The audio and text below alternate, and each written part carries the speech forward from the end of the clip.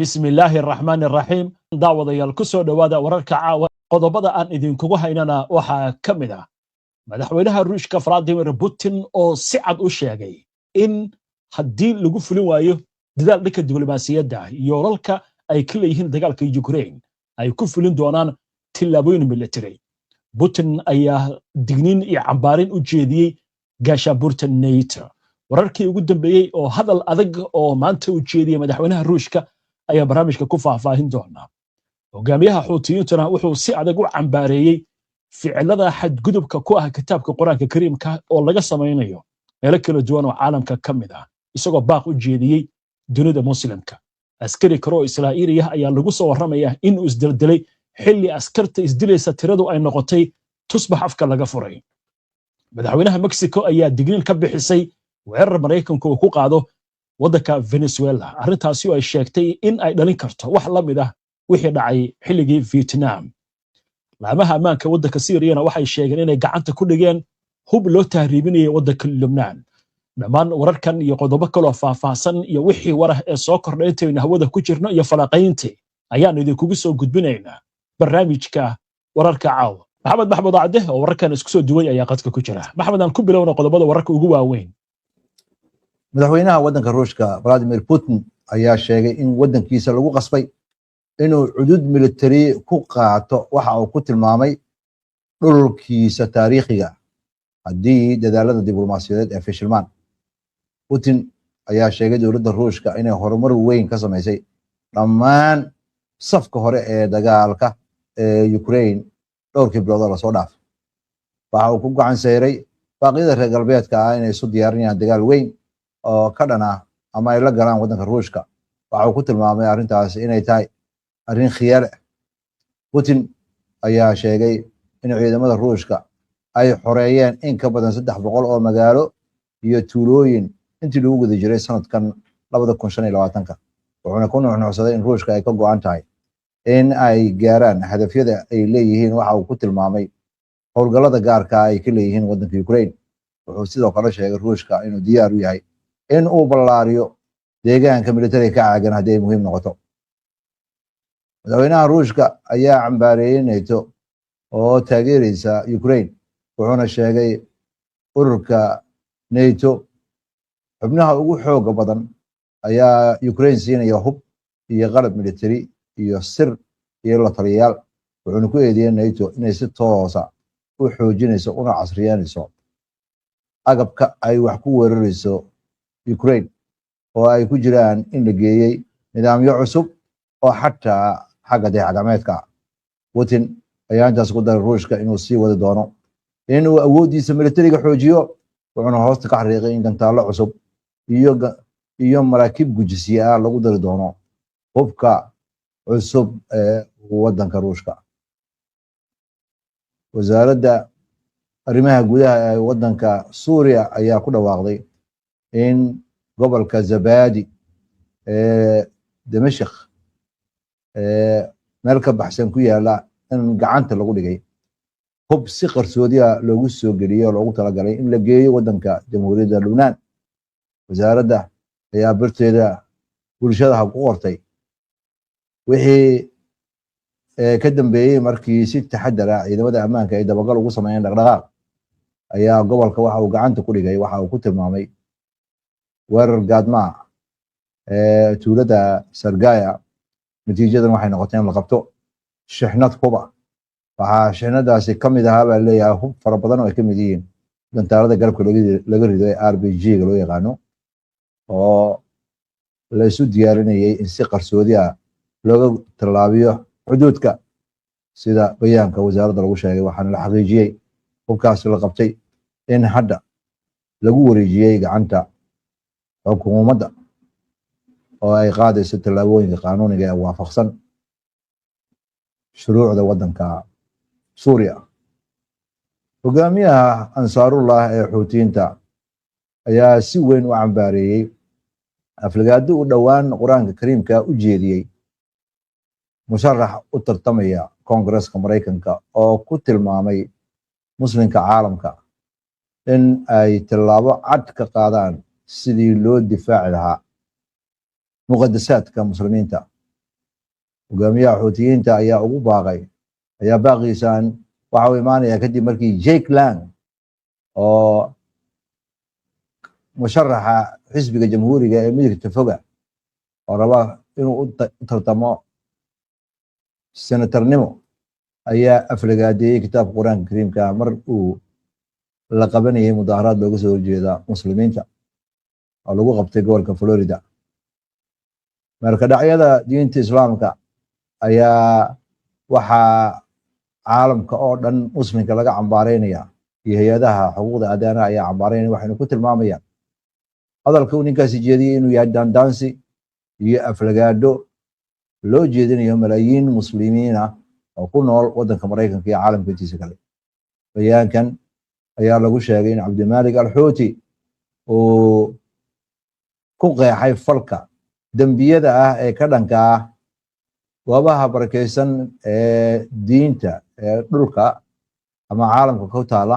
wuxuuna ku nuuxnuuxsaday tan inay qayb ka tahay dagaalka joogtada ah ee ka dhanka islaamka ay horseed ka yihiin dowladaha Mareykanka, Britain iyo Israa'iil iyo xulafadooda bariga iyo galbeedka. xoogagaasi ayaa uu sheegay inay raadinayaan in ay bulshooyinka caalamka ay marin habaabiyaan isla markaasna ay qabsadaan inay qabsadaan dhulkooda xadgudubna ay u geystaan goobaha barakeysan ee diimeed ee gacanta ugu jira iyagoo ku dadaalaya inay shucubta ay gumaystaan ama ay addoon ka dhigtaan xoolahoodana ay dhacaan dhulkoodana ay xoog ku qabsadaan. wasiirka arrimaha dibadda ee waddanka Iiraan Abbas Araghchi ayaa sheegaya in iskaashi iyo is-culufaysi istiraatiiji u dhex marayo Iiraan iyo Ruushka haddana weji cusub oo la dardargeliyay ayuu galay kadib markii iskaashi 3 sannadood ah qariidadii looga shaqayn lahaa ay kala saxiixdeen wasiirka arrimaha dibadda ee Iiraan iyo wasiirka arrimaha dibadda ee Ruushka Sergey Lavrov. Araghchi oo shir jaraa'id la qabtay wasiirka arrimaha dibadda ee Ruushka oo booqasho ku maraya magaalada Moscow caasimadda waddanka Ruushka ayaa xaqiijiyay in dokumentiyada la saxiixay ay sharaxayaan ajendaha labadan wasaaradood ee sanadada u dhexeeya 2026-2028 oo ah qariidada mustaqbalka 3 sannadood ee iskaashiga labada dhinac ka dhexeeya. maanta ayuu yiri Araghchi aad ayaan isugu dhownahay wax walbana waa sugan yihiin natiijadana iyo wada xaajoodyadana faahfaahin dheeraada ayaa dhinac walba laga yeeshay marka ay timaado iskaashigan labada dhinac goboleedka iyo arrimaha caalamka. wasiirka arrimaha dibadda ee Ruushka Sergey Lavrov ayaa sheegay in dalkiisa uu diyaar u yahay in uu Iiraan ka caawiyo xagga baaritaanka deegaameyn cusub marka la fiiriyo qalalaasaha lagu xiriirinayo barnaamijkeeda nukliyeerka. Ruushka ayaa sidoo kale xaqiijiyay inuu diyaar u yahay inuu gacan ka siiyo saaxiibadiisa Iiraan sidii xal loogu heli lahaa qalalaasaha ka jira arrimaha nukliyeerka ee waddanka Iiraan oo ay abuureen sidoo hadalku u dhigay dowladaha reer galbeedka. askari Israa'iili ah ayaa geeriyooday kadib markii uu asagu xabad isku dhuftay waqooyiga Israa'iil xero militari oo ku taala. tirada Israa'iiliyiinta isdilaya ayaa la sheegay wixii intii lagu guda jiray dagaalka Gaza ilaa hadda inay gaareen 61 sida wargeys afka Hebrew wax ku qora oo daabacayo. Haaretz ayaa ku waramaya in askarigan oo ka tirsanaa ciidamada militariga gaarka ah uuna isku dhex toogtay xerada dhexdeeda dhaawacaas oo mid aad u khatar u ah ayaa mar dambe la sheegay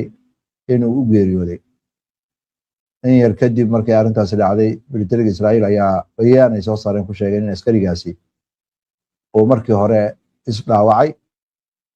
kadibna loo qaaday isbitaal kadibna halka uu ku geeriyooday. ciidamada ayaa intaas ku daraya in booliiska militariga in ay fureen baaritaan la xiriirta arrintan. 28 Oktoobar sanadkan ayaa sarkaal ka tirsan Israa'iil waxa uu ku waramay in baarlamaanka Israa'iil uu cilmi baaris ku sameeyay iyo xarunta macluumaadka inay dabool ka qaadeen 279 askarta ka tirsan Israa'iil inay isku dayeen inay isdilaan laga soo bilaabo sanadkii 2024 wararka caalamkan waxaa ka mid ah haweeneyda madaxweynaha ka wadanka Mexico Claudia Sheinbaum ayaa weydiisatay qaramada midoobay inay tallaabo qaadaan si looga baaqsado in dhiig uu ku daato Venezuela iyadoo xiisadda cirka isku sii shareeraysa u dhaxaya Mareykanka iyo wadanka Venezuela. Sheinbaum oo ah haweeneyda madaxweynaha u ah wadanka Mexico ayaa shir jaraa'id waxa ay ku sheegtay inay ka soo horjeedo ama wadanka Mexico ka soo horjeedo in faragelin lagu sameeyo wadanka Venezuela oo wadan ajnabi ah ku sameeyo. waa tahay maxamed waa mahadsan tahay daawadayaashuna ay mahadsan yihiin mar kale ayaan soo dhaweynaynaa daawadayaasha falaqayntaan u gudbaynaa daawadayaal laakiin aynu ku hakanno qadar xayeysiina soo dhawaada mar kale daawadayaal wali waxaad la socotaan barnaamijkii wararka caawa maxamed oo imaan doona arrimaha bariga dhexe laakiin aan ku hormarno warka qodobka koowaad warkeena madaxweynaha ruushka Vladimir Putin hadaladiisa waxay u muuqdeen kuwa mowqif cad oo ka muuqdo iyo go'aankuu leeyahay kuwa handadaad bay ahaayeen kuwa waa cambaarayn bal inoo fasir waxa lagu fasiri karo hadalkiisa khabiirada dabagalka ku sameeya lana socda madaxweyne Putin ayaa waxay sheegayaan cid allaale cidii la kulantay madaxweyne Putin inuu yahay nin muddo dheer wadanka ruushka madaxweyne ka ahaa aad aqoon durugsan ugu leh siyaasadda juqraafiyaadka caalamka wax kasta uu sheegayo ay u qodobaysan yihiin hadallada uu sheegana ayna ahayn mid soo booda ah oo ay yihiin wax laga soo baarandegay ayaa leh wadanka ruushka haddii ay qasab ku noqoto in cudud military uu ku soo xareynayo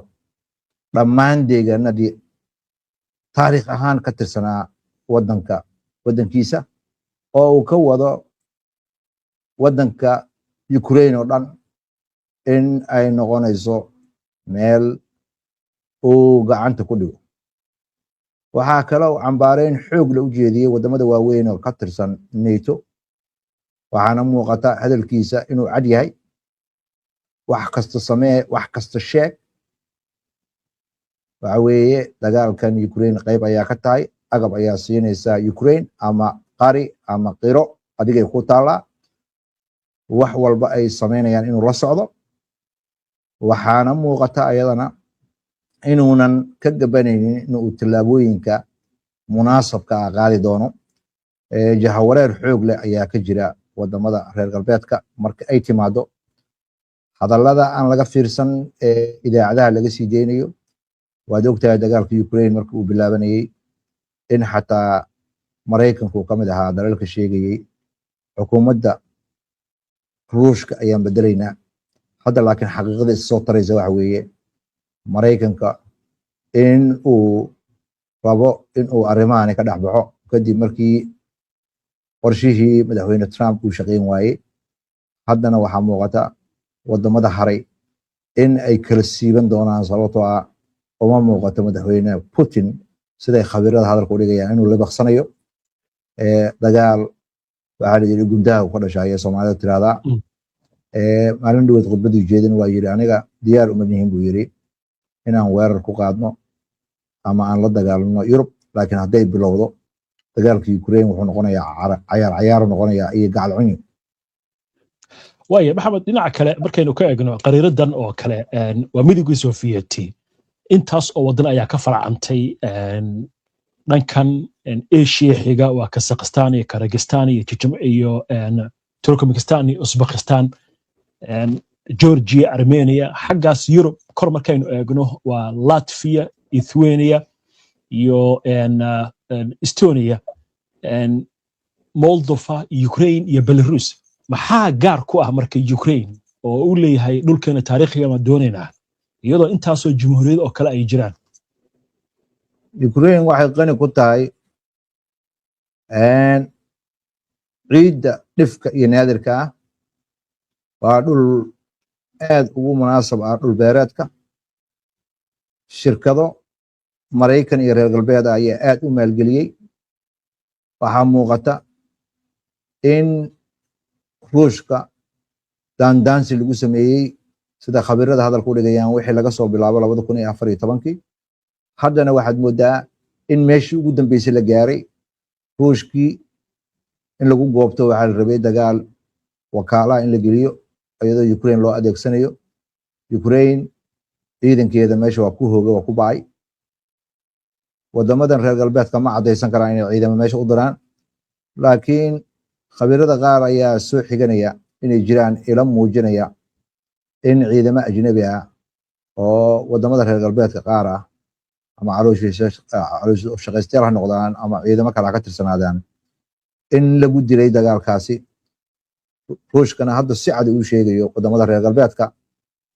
waa official weeye waa rasmi weeye madaxweynaha warka uu sheego wax ka soo noqda ma jiraan uu leeyahay dagaalka ayaa qayb ka tihiin wixii falcelin ay timaadana idinka mas'uulka ah arrintaasna khatarteeda ayay leedahay wadamadan yaryarka ah ee Itixaadka Sovietiga ka xoroobay kulligood xuquuqdooda waa la ilaaliyay laakiin ayaga hadda waxay ku beereen dhinac kale cid walba ayada hadda cabsi weyn haysaa sababtoo ah ruushka si cad ayuu u muujiyey inay xuduudiisa culus tahay dagaal inuu adkeys u leeyahay wadamadan reer galbeedka dagaalkan 4 sano ku dhow oo kale ma geli karaan marka la fiiriyo dagaalka xadiga uu ku socday iyo xoog uu ku socdo wadan reer galbeed ah sida khabiirada qaar ay hadalku dhigayaan waliba ku reer galbeedka u adkeysan kara dagaal sidaas ma jira dhaqaalahooda ayaa burbur lahaa halkii ay isku kaashadeen in dhaqaalaha ruushka ay burburiyaan ruushka wuxuu ka qaaday in dhaqaalihiisa uu sii kobciyo oo uu khatareen ku xirto Iiraan sidoo kale waxaad moodaa go'doomintii iyo cunaqabatayntii ayadana inay kusii bulaashay waxa ayadana soo cusboonaaday lacag $200 milyan in laga qarameeyey wadamada reer galbeedka ayagana lacagtii ay hore uga fadhiisiyeen ayay rabaan in ay ku barataaraan Ukraine laakiin xaalka hadda waa dhaafay sida ay Soomaalida hadalku dhigtay alamtara waa gartay waayahay dhinaca kale aynu ka eegno maxamed wargeysada caalamka daynu eegno iyo wararkii ugu dambeeyay ay qoreen wargeyska The Jerusalem Post oo kale arrimo wuxuu ka hadlayaa istiraatiijiyadda amniga qaranka ee Mareykanku dhawaan uu soo saaray iyo Israel siday u saameynayso iyo gobolka oo idil inoo faahfaahay arrintaas wargeysada caalamiga ah ayaa ka hadlaya waxyaabaha ka soo cusboonaaday markay timaado xiriirka Mareykanka iyo Israel waxaana hoosta laga xariiqay in arrintani ay saameyn leedahay marka la fiiriyo istiraatiijiyada cusub ee xagga amniga ee dowladda Mareykanka iyo iyadoo laga hadlayo dowladda Mareykanka hadda in ay rabto saliidda Venezuela ma aha oo keliya dagaal in ay ku qaadayso ganacsiga mukhadaraadka sida madaxweynaha waddanka Mareykanka Donald Trump uu hadalka u dhigayo wargeyska la yiraahdo Jerusalem Post ayaa sheegaya in dhawaan Trump uu ansixiyey istiraatiijiyadda qaranka ee cusub ee ah in la taageero Israel lagu taageero danaha Mareykanka waxaana muuqata Israel inaynan helaynin jeeg furan sida uu Netanyahu u haysto maqaalkan ayaa wuxuu ku doodayaa istiraatiijiyadan ayaa waxay muujinaysaa muhiimadda ay leedahay in la ballaariyo heshiiska Abrahamiga loo yaqaano oo Trump uu wareegii hore markii uu madaxweynaha soo jeediyey sidoo kale waxaa la sheegayaa cid walba way fahamsan tahay in hadafka tooska uu yahay in la xalilo qadiyadda Falastiin in ay shuruud tahay in Abraham la ballaariyo Israa'iilna way iska indhatiraysaa istiraatiijiyadan ayaa u muuqata inay ka mid tahay xasiloonida waddanka Suuriya iyo in dib loo dhiso taasoo muhiim u ah gobolka hase ahaatee Israa'iil militarigeeda siyaasadda uu wato iyo diididda ay diidayaan in heshiis amni ay la galaan Damashq ayaa yareysanaysa aragtida dowladda Mareykanka Israa'iil marka khiyaar kale ma laha oo aan ka hayn inay dowladda Mareykanka danaheeda taageerto haddii kale culays ayay ku noqonaysaa waddanka Mareykanka sida Mareykanka ay u arkaan waa gartay gudaha Israa'iil dood baa ka taagan oo la xiriirta in la baaro fashilkii iyo dhibaatadii dhacday 7 Oktoobar 2023 laakiin hadda waxa la leeyahay Netanyahu guddi wuxuu rabaa baaritaan sameeya laakiin aan ahayn guddi dhaba inuu sameeyo maxay ka yiraahdeen arrintaasi wargeysada Israa'iil wargeyska Haaretz ayaa boggiisa koowaad ku qoray in xukuumadda Netanyahu ay doonayso maxkamadda dambiyada caalamiga in uu raadinayo inuu sameeyo guddi baaritaan ku sameeya wixii dhacay Oktoobar 7-deedii 2023 weerarkii gaadmada ee ururka Xamaas Israa'iil ku soo qaadeen tilaabadaas ayaa looga gol leeyahay in xaqiiqooyinka su'aal laga keeno mucaaradka ayaa diidan inay ka qayb qaataan mashruucaasi maxaa yeelay waxa uu xukuumadda siinaya xuquuq ay ku samayso guddiga ay samaynaysana wuxuu noqonayaa guddi shimbirayo heesa taasoo aan suuragal ka dhigayn xaqiiqada laga daba tago sida wargeyska hadda ku dhigayo waxaa la filayaa in xaqiiqooyinka oo dhan la baari doono laguna xisaabtami doona cidda mas-uulka ka ah halka Netanyahu uu rabo inuu ka baaqsado isla xisaabtan waa gartay xagga aynu eegno wargeysta Mareykanka oo arrin culus bay ka hadlayaan oo ah Trump ujeedada uu ka leeyahay Venezuela oo maantay haddana uu ku soo rogay go'doomin dhanka badda ah oo lagu daray xayiraadda cirka madaxweynaha Mareykanka ayaa u hanqaltaagaya saliidda waddanka Venezuela marka la fiiriyo khilaafka u dhexeeya Mareykanka iyo Venezuela warbixin lagu daabacay New York Times ayaa sheegaysa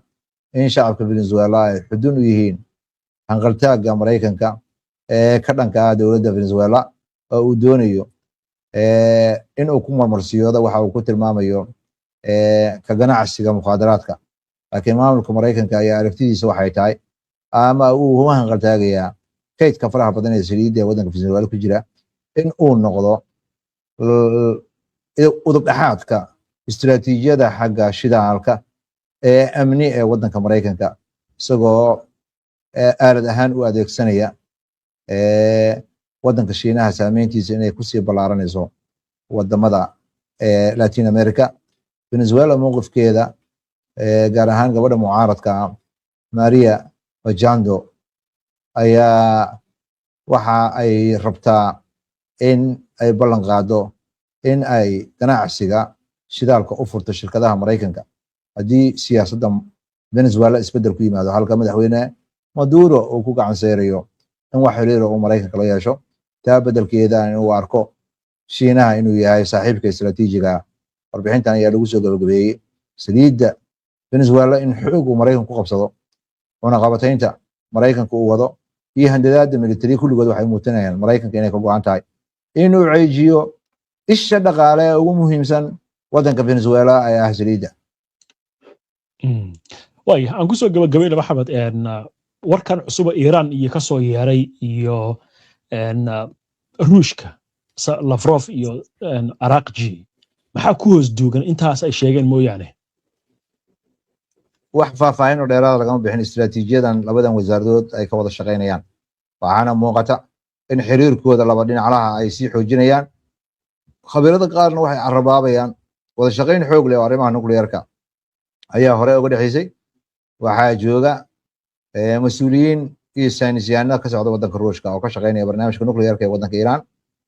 waxaana muuqata hadda in wada shaqeyntooda la sii ballaarinayo haddii si kale loo dhigo wadamada reer galbeedka culays weyn ayay ku haysaa in Iran ay saaxadda caalamka ay galgal weyn ku yeelatay khad inay ku xiratay Shiinaha khad inay Ruushka ku xiratay reer galbeedka iyo dalalka kale ee reer galbeedka gacansaarka la leh Iran waxay moodaa inay ka tashatay arrintaas ayaa xanuun ku haysa reer galbeedka وهجاك محمد عاد بدو محسن تهي داودياشنا والمحسيين تا ayaa kusoo gabagabeynayna barnaamijka daawada si aad ula socoto wararkan iyo barnaamijyadan iyo macluumaadka aynu soo gudbino haddii aad ka cusub tahay baraheena bulshada ama horay aadan ugu xirnayn hadda ku soo biir waa inuu barnaamij ka xiga insha Allah inta ka horeysa nabadgelyo